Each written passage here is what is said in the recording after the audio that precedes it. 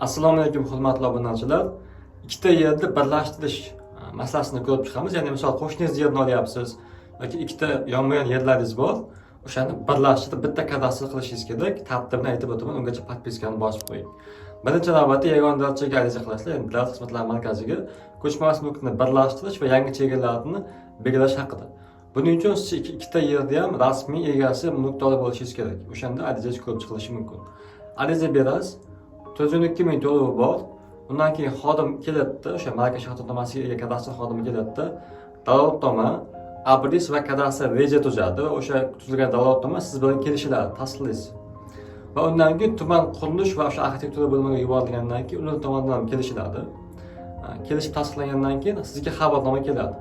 Va o'sha xabarnomadan keyin rasman yer birlashtirilgan hisoblanadi va siz o'sha yeringizga ikkita yeringiz o'rniga bitta qilib ko'chmas mulkni pasportlarini, kadastr pasportlarini va reyestrdan ko'chirmani olasiz.